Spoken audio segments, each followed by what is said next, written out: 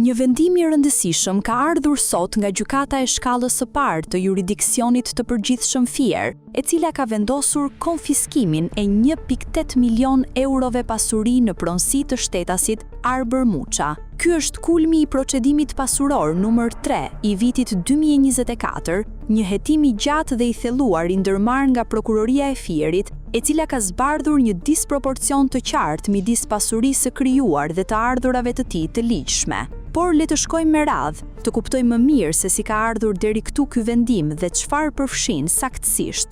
Prokuroria e Fierit ka nisur një hetim pasuror të zgjeruar ndaj Arber Muçës, duke analizuar në detaje të gjithë lëvizjet financiare dhe pasuritë e krijuara prej tij gjatë viteve.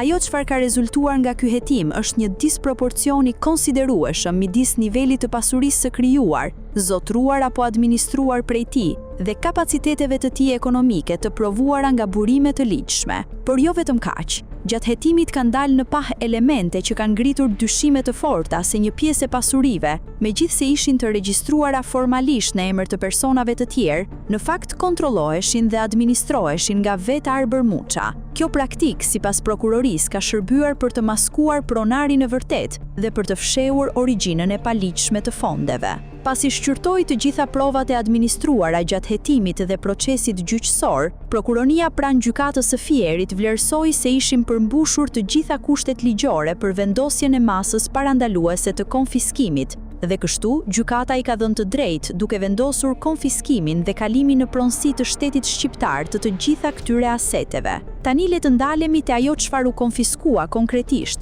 sepse lista është e gjatë dhe me vlera të konsiderueshme. Le të fillojmë me pasuritë e paluajtshme. Në Fier janë konfiskuar gjithsej 6 prona. Bëhet fjalë për një njësi banimi me sipërfaqe 200 metra katror, 3 truall me nga 210 metra katror secili, një ndërtim 2 katësh me sipërfaqe 625 metra katror e gjysmë, si dhe një njësi tjetër 100 metra në lagjen Kongresi I Përmetit.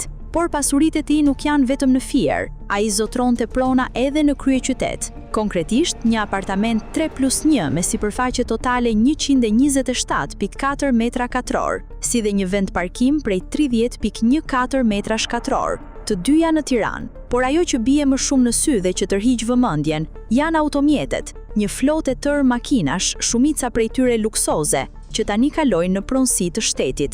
Vëmendjen e të gjithëve e tërheqin modelet më të shtrenjta, një Lamborghini Urus I vitit 2018, një Mercedes-Benz G63 AMG I vitit 2020, një Audi S8 dhe një Audi RS Q8, të dy të vitit 2021. Por lista nuk mbaron me kaq. Në total janë 12 automjete, duke përfshirë 2 BMW X5, një Volkswagen Touran, një Mitsubishi L200, një Mercedes C220 CDI, një Kia Carnival dhe madje edhe një autobus Neoplan I vitit 2003. Pra nga makinat më të shtrenjta të prodhimit të fundit deri te automjete më të vjetra dhe një autobus, të gjitha janë konfiskuar.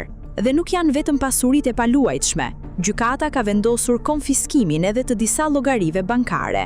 Në emër të Arber Muçës janë konfiskuar 2 llogari në euro, me bilanc respektivisht 51.645 euro dhe 1.867 euro, si dhe 2 llogari në lek me bilanc 5.327.000 lek dhe 405.775 lek. Gjithashtu janë konfiskuar edhe llogari në emër të një personi tjetër me inicialet EM, me bilanc 1.039 euro dhe 6.166 lek. Por ky vendim nuk e mbyll çështjen. Prokuroria e Fierit njofton se hetimi vijon ende, tani I fokusuar te vepra penale e pastrimit të produkteve të veprës penale apo veprimtarisë kriminale, të parashikuar nga neni 287 I Kodit Penal. Gjatë kësaj faze të hetimit, burime nga prokuroria bëjnë të ditur se janë evidentuar edhe pasuri të konsiderueshme, të cilat do të hetohen më tej.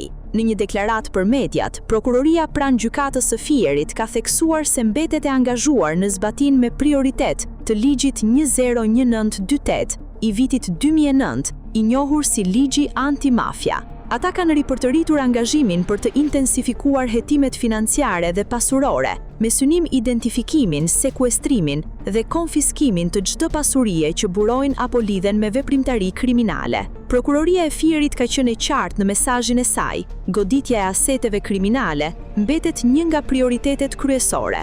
Sipas tyre, privimi i autorëve nga përfitimet ekonomike të veprimtarisë kriminale është një nga mjetet më të efektive në luftën kundër krimit të organizuar, pastrimit të parave dhe kriminalitetit me përfitim pasuror.